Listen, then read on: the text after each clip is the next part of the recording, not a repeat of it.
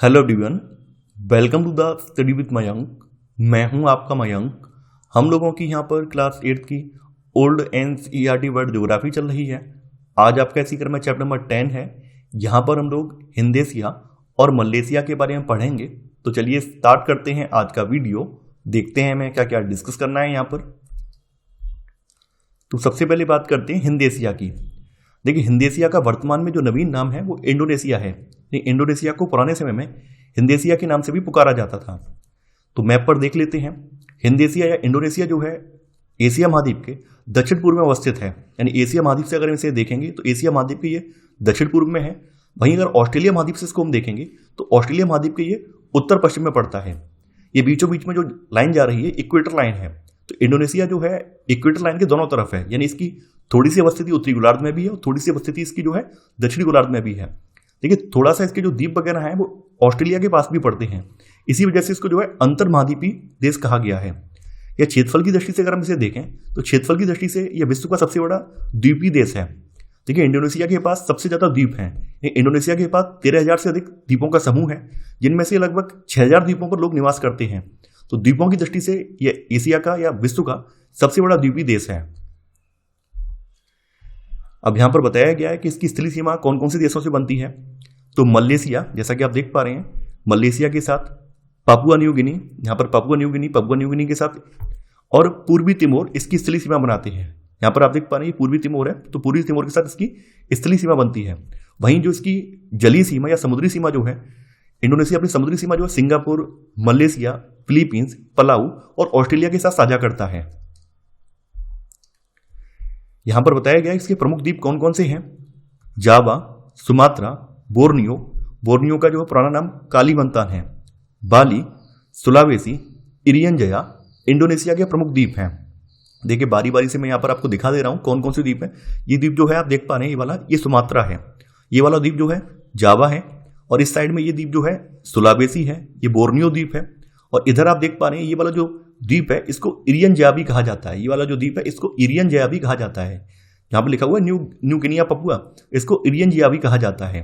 तो ऐसे करके यहाँ पर इसके जो मुख्य द्वीप हैं इनके बारे में मैंने बता दिया है। बोर्नियो जो है, बोर्नियो इंडोनेशिया का सबसे बड़ा द्वीप है और इस द्वीप पर इंडोनेशिया, मलेशिया और ब्रूनेई का अधिकार है। जैसा कि आप देख पा रहे हैं, बोर्नियो जो है सबसे बड़ा द्वीप है और बोर्नियो पर एक तो इंडोनेशिया का अधिकार है, दूसरा मलेशिया का अधिकार है और ब्रूनेई का यहाँ पर अधिकार है।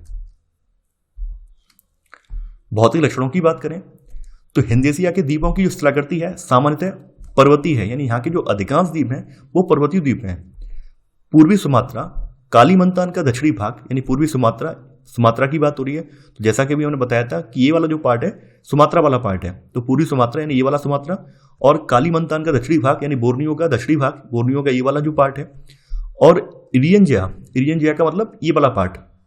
इरियन जया को छोड़कर तटीय मैदान सामान्यतः तंग या कम चौड़े हैं, क्योंकि जो अधिकांश द्वीप हैं वो पतले पतले या छोटे छोटे द्वीप हैं, तो वहां पे तटीय मैदान ना के बराबर हैं। जबकि ये जो द्वीप हैं जैसे बोर्नियो हुआ, सुमात्रा का पूर्वी भाग हुआ, यहाँ पर तटीय मैदान जो है काफी ज्यादा विस्तृत हैं। हिंदेशिया द्वीप समूह में अधिकतर पर्वत शिखर ज्वालामुखी संघू हैं। यानी कहने का मतलब ये है कि इंडोनेशिया के जो अधिकतर द्वीप हैं उन सभी पे पर्वत शिखर हैं, और पर्वत शिखर भी कैसे हैं, ज्वालामुखी पर्वत वाले हैं। इस वजह से इन द्वीपों पर, अधिकांश द्वीपों पर ज्वालामुखी भूकंप वगैरह आते रहते हैं। भूकंप और उनसे संबंधित ज्वारी तरंगों का आना यहाँ पर एक आम बात है। यहाँ की सर्वोच्च चोटी पुनकाक जया है, जिसकी समुद्र तल से ऊंचाई 5,030 मीटर है, और इंडोनेशिया के जावा द्वीप पर क्राकाताओ ज्वालामुखी पर्वत स्थित है। यानी इंडोनेशिया का जो जावा द्वीप है, जावा द्वीप पर यहाँ पर क्राकाताओ ज्वालामुखी पर्वत भी है, और यहाँ की जो सर्वोच्च चोटी है, सबसे ऊंची जो चोटी है वो पुनकाक जया है। जैसा कि आप देख पा रहे हैं, पुनकाक जया जो है इरियन जया पे पड़ रही है। यहाँ पर मैं फिर से इंगित कर रहा हूँ, पुनकाक जया जो है इरियन जया पे अवस्थित है। यहाँ की जो सबसे बड़ी झील है, यहाँ की सबसे बड़ी झील सुमात्रा द्वीप पर स्थित टोबा झील है। यानी यहाँ की सबसे बड़ी झील जो है सुमात्रा द्वीप पर स्थित टोबा झील यहाँ की सबसे बड़ी झील है। जलवायु और प्राकृतिक वनस्पति। तो जैसा कि आप लोग जानते हैं, इक्वेटर लाइन या विषुवत रेखा जो है इंडोनेशिया के बीच से यहाँ से जा रही है। तो इक्वेटर लाइन के बीचों बीच से जाने की वजह से यहाँ की जलवायु पर विषुवत व्रत का भी प्रभाव पड़ता है, अर्थात यहाँ की जलवायु विषुवती है। तो यहाँ पर जो है पूरे वर्ष उच्च तापमान रहता है और भारी वर्षा होती है। हालांकि जो ऊंचाई वाले इलाके हैं जैसे पुनकाक या चोटी वगैरह वाले जो इलाके हैं, यहाँ पर टेम्परेचर कम देखने को मिलता है। जैसा कि हम पहले ही आपको बता चुके हैं, जैसे जैसे हाइट बढ़ती जाती है, जैसे जैसे आप ऊंचाई पर चढ़ते जाते हैं, वैसे वैसे तापमान में गिरावट होती जाती है। इसी वजह से पहाड़ों की जो चोटियां होती हैं वो बर्फ से ढकी हुई होती हैं। पश्चिमी हिंद एशिया के बहुत से भागों में एक विशेष समय में असाधारण रूप से भारी वर्षा होती है। देखिए, जैसा कि आप लोग जानते हैं, भारत में या फिर म्यांमार हुआ, बांग्लादेश हुआ, इनमें दक्षिण पूर्व मानसून के आगमन की जैसे वर्षा होती है। तो उसी दक्षिण पूर्व मानसून की वजह से यहाँ के जो पश्चिमी भाग है, ये वाला जो भाग है, यहाँ पर भी अच्छी खासी वर्षा प्राप्त हो जाती है। दूसरी ओर ऑस्ट्रेलिया के निकटवर्ती इसके पूर्वी भागों में इसी समय शुष्क मौसम, यानी जून से सितंबर तक शुष्क मौसम रहता है। यानी दूसरी ओर जो ऑस्ट्रेलिया के नजदीक वाला हिस्सा है, ये वाला जो हिस्सा है पूरब वाला, यहाँ पर इसी समय में जो है जून से सितंबर के बीच में यहाँ पर शुष्क मौसम देखने को मिलता है। हिंद एशिया के अधिकतर भागों में घने वन पाए जाते हैं, खासकर पश्चिमी भाग में बहुत ज्यादा घने वन पाए जाते हैं। लेकिन पूर्व की ओर वनों का जो सघन है, वनों की जो घनावट है वो कम हो जाती है, क्योंकि यहाँ पे वर्षा कम होती है। इसलिए पूर्व की ओर वनों की जो घनावट है, वनों का जो घन होना है वो कम हो जाता है, कम सघन है पूर्व के वन। इंडोनेशिया ब्राजील के बाद विश्व में सर्वाधिक जैव विविधता वाला देश है, क्योंकि यहाँ पर विषुवत रेखा बीचों बीच से जा रही है। जैसा कि हम पहले ही पढ़ चुके हैं, विषुवत रेखा के दोनों ओर जो भी देश हैं, जो भी जगह पड़ती हैं, वहां पर जमकर बारिश होती है, पूरे वर्ष उच्च तापमान रहता है। इसी वजह से यहाँ पर सर्वाधिक जैव विविधता देखने को मिलती है। प्राकृतिक वनस्पति और पशु पक्षियों को विभाजित करने वाली वैलिस रेखा भी इस देश में स्थित है। देखिए, काफी इंपॉर्टेंट है, कई बार ये पूछा गया है कि प्राकृतिक वनस्पति और पशु पक्षियों को विभाजित करने वाली रेखा को क्या कहते हैं। इसको वैलिस रेखा कहा जाता है। तो वो रेखा भी यहां से जा रही है। प्राकृतिक संसाधन और आर्थिक क्रियाएं। हिंद एशिया के आंतरिक भूभाग के छोटे भाग यानी पूर्वी जावा, तो जावा ये वाला जो द्वीप है, जावा द्वीप है, तो इसके पूर्वी वाले पार्ट की बात हो रही, इस वाले पार्ट की बात हो रही पूर्वी जावा, फिर बाली और उत्तर पूर्वी सुमात्रा। उत्तर पूर्व का मतलब ये वाला सुमात्रा का ये वाला पार्ट, तो इसमें उपजाऊ मिट्टी मिलती है।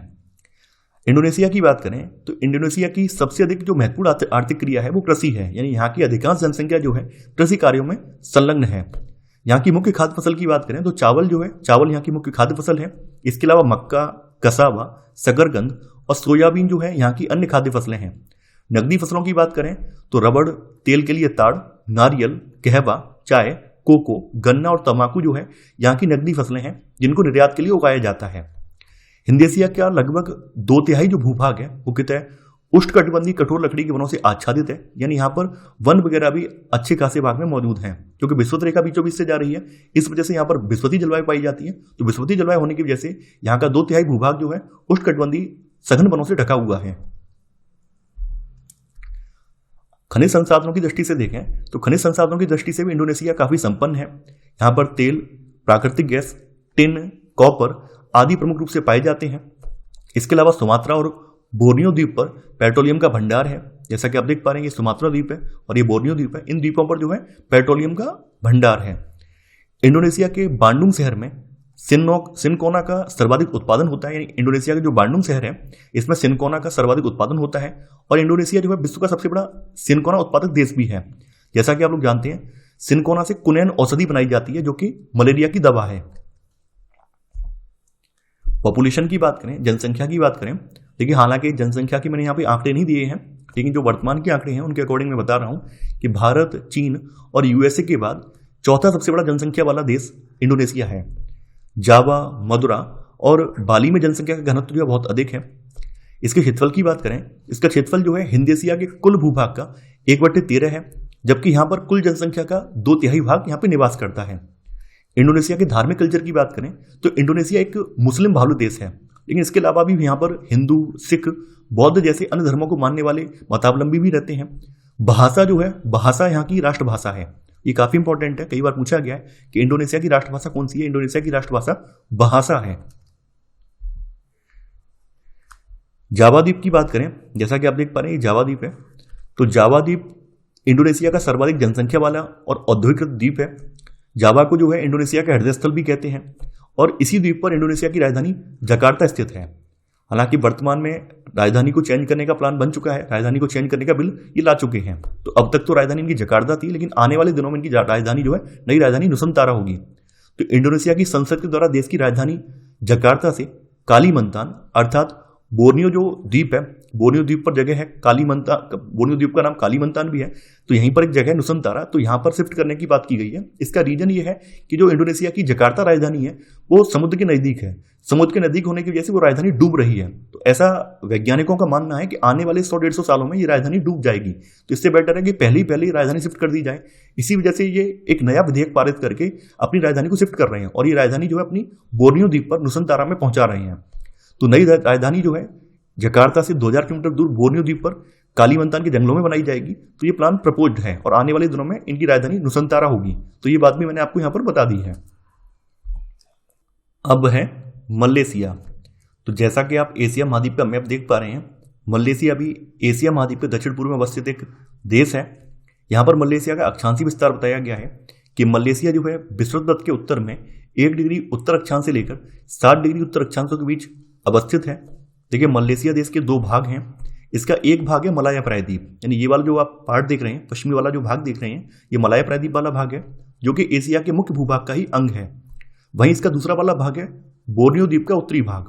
देखिए जैसा कि हमने आपको बताया था, जो बोर्नियो द्वीप है, ये वाला जो द्वीप बोर्नियो द्वीप है, बोर्नियो द्वीप पर 3 देशों का अधिकार है। इसमें इंडोनेशिया, मलेशिया और ब्रुनेई शामिल हैं।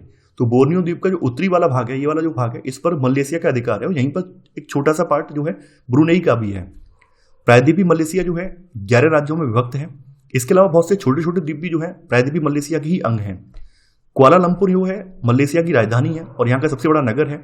मलेशिया की आबादी की बात करें तो मलेशिया जो है मुस्लिम बाहुल्य देश है, लेकिन इसके अलावा भी यहाँ पर अन्य धर्मों को मानने वाले लोग भी रहते हैं। यहाँ पर बौद्ध, ईसाई और हिंदू धर्म के लोग भी यहाँ पर रहते हैं। तो यहाँ पर आप देख पा रहे हैं, यहाँ पर मलेशिया का जो मलाया प्रायद्वीप वाला भाग है ये वाला रहा, और इधर जो है पूर्व में ये वाला जो पार्ट है बोर्नियो वाला, बोर्नियो का उत्तरी भाग, ये वाला आप देख पा रहे हैं। तो पश्चिमी एवं उत्तरी बोर्नियो में सारावाक और साभा 2 राज्य हैं। जैसा कि आप देख पा रहे हैं, पश्चिमी बोर्नियो में सारावाक राज्य है और उत्तरी बोर्नियो में जो है साभा राज्य है। प्रायद्वीपीय मलेशिया एक और मलक्का जलसंधि द्वारा हिंद एशिया के सुमात्रा द्वीप से, यानी यहाँ पर जो जलसंधि पड़ रही है इसे मलक्का स्ट्रेट बोला जाता है, मलक्का जलसंधि बोला जाता है। तो मलक्का जलसंधि द्वारा जो है मलेशिया जो है इंडोनेशिया के सुमात्रा द्वीप से, ये वाला द्वीप सुमात्रा द्वीप है। वहीं दूसरी ओर दक्षिण चीन सागर द्वारा सारावाक और साभा से पृथक है। यहाँ पर बीच में दक्षिण चीन सागर है जिसके द्वारा ये सारावाक और साभा राज्यों से पृथक है। यहाँ के भौतिक लक्षणों की बात करें तो मलाया प्रायद्वीप का मध्यवर्ती भाग पर्वतीय है। ये मलाया प्रायद्वीप का जो मध्यवर्ती ये वाला जो पार्ट है ये पर्वतीय है और यह तंग तटीय मैदानों से घिरा हुआ है। दोनों तरफ आप देख पाएंगे तंग तटीय मैदान भी है। मध्यवर्ती भाग की बात करें तो मध्यवर्ती भाग में पर्वत शिखरों का जो क्रम है उत्तर से दक्षिण की ओर है, यानी यहाँ पर जो भी पर्वत शिखर हैं उत्तर से दक्षिण की ओर फैले हुए हैं। यहाँ के पर्वत शिखरों की जो श्रेणियों की ऊंचाई है 1200 से लेकर 2100 मीटर के बीच में है। पूर्वी मलेशिया की बात करें तो पूर्वी मलेशिया में, जैसा कि आप लोग जानते हैं, बोर्नियो का उत्तरी वाला भाग है, तो पूर्वी मलेशिया में यहाँ पर सारावाक और साभा राज्य आ जाते हैं। तो पूर्वी मलेशिया में भी पर्वतीय विशेषताएं आपको देखने को मिलती हैं, यानी इस साइड में भी आपको पर्वतीय विशेषताएं यहाँ पर देखने को मिलती हैं। किनाबलू, जिसकी समुद्र तल से ऊंचाई 4101 मीटर है, इस क्षेत्र का सबसे ऊंचा पर्वत शिखर है। जैसा कि आप देख पा रहे हैं, किनाबलू जो है यहाँ पर साभा राज्य में पड़ता है और किनाबलू शिखर जो है इस क्षेत्र का सबसे ऊंचा पर्वत शिखर है। सारावाक की बात करें, सारावाक का मतलब ये वाला जो राज्य की बात करें तो सारावाक का जो पश्चिमी वाला भाग है ये एक चौड़ा तटीय मैदान है। जैसा कि आप देख पा रहे हैं मैप में, ये चौड़ा तटीय मैदान यहाँ पर देखने को मिल रहा है। जलवायु और प्राकृतिक वनस्पति, तो जैसा कि मैंने मलेशिया के अक्षांशीय विस्तार को बताया था, इसका अक्षांशीय विस्तार जो है 1 डिग्री उत्तरी अक्षांश से लेकर 60 डिग्री उत्तरी अक्षांश के मध्य है। यानी कहने का मतलब ये है कि मलेशिया जो है विषुववृत्त के निकट है। विषुववृत्त के निकट होने की वजह से यहाँ की जलवायु पर विषुवतीय जलवायु का प्रभाव है, यानी यहाँ पर वर्ष पर तापमान ऊंचा रहता है और वर्षा जो है अधिक होती है। प्राकृतिक वनस्पति के अंतर्गत यहाँ पर सदाहरित वन है जो देश के बहुत बड़े भाग पर फैले हुए हैं। सारावाक और साभा में प्रायद्वीपीय मलेशिया की अपेक्षा वन अधिक घने हैं और अधिक अविच्छिन्न है, यानी जो सारावाक और साभा राज्य हैं जो कि बोर्नियो के उत्तर में पड़ते हैं, यहाँ पर वन जो है काफी ज्यादा घने हैं और सघन हैं। प्राकृतिक संसाधन और आर्थिक क्रियाएं, तो देखिए मलेशिया में अनेक खनिज पाए जाते हैं। तो मलेशिया जो है अनेक खनिज भंडारों जैसे कि टिन, तांबा, यूरेनियम, बॉक्साइट, कोयला, खनिज तेल और प्राकृतिक गैस के लिए धनी है। टिन, तांबा और यूरेनियम के जो भंडार हैं ये मलाया प्रायद्वीप के मध्यवर्ती उच्च भूभागों में पाए जाते हैं, यानी ये वाला पार्ट जो मलाया प्रायद्वीप वाला पार्ट है, तो मलाया प्रायद्वीप के मध्यवर्ती उच्च भूभागों में यहाँ पर जो है टिन, तांबा और यूरेनियम के भंडार पाए जाते हैं। साभा में तांबे की खानें हैं, यानी जो साभा राज्य है बोर्नियो का उत्तरी वाला जो पार्ट है यहाँ पर जो तांबे की खानें हैं, जबकि सारावाक में बॉक्साइट और कोयला खनन किया जाता है। जबकि सारावाक जो राज्य है यहाँ पर बॉक्साइट और कोयले का खनन किया जाता है। यहाँ की किंता केलांग घाटी में स्थित इपोहो टिन उत्पादन का प्रमुख केंद्र है। देखिए कई बार पूछा जाता है इपोहो टिन उत्पादन का केंद्र किस देश में अवस्थित है, ये मलेशिया में अवस्थित है। गोपेन खान विश्व की सबसे बड़ी टिन उत्पादन खान है, ये भी मलेशिया में ही है। गोपेन खान विश्व की सबसे बड़ी टिन उत्पादक खान है, ये भी मलेशिया में ही है। इसके अलावा यहाँ पर रबड़ का उत्पादन किया जाता है। चूंकि विषुवत रेखा के नजदीक है तो विषुवतीय जलवायु होने की वजह से यहाँ पर रबड़ के बागान भी लगाए गए हैं। तो रबड़ उत्पादन में मलेशिया विश्व में अग्रणी देशों में से एक है। यहाँ पर रबड़ के बड़े बड़े बागों को रबड़ स्टेट कहा जाता है। यहाँ पर बड़े बड़े रबड़ के बाग लगाए गए हैं तो उनको रबड़ स्टेट कहा जाता है। इसके अलावा मलेशिया जो है पाम ऑयल का भी एक्सपोर्टर है। मलेशिया ताड़ तेल का भी एक बड़ा उत्पादक है। मलेशिया की नकदी फसलों की बात करें तो रबड़, तेल, ताड़, नारियल और कोको जो है यहाँ की प्रमुख नकदी फसलें हैं, जो सभी जो है निर्यात के लिए उपजाई जाती हैं।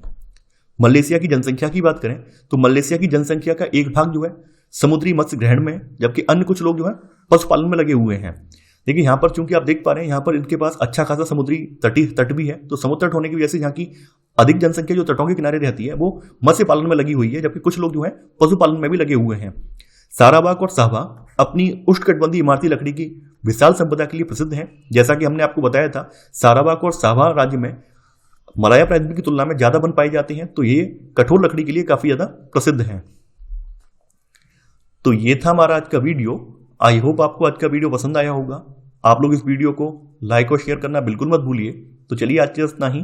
Thanks for watching. जय हिंद।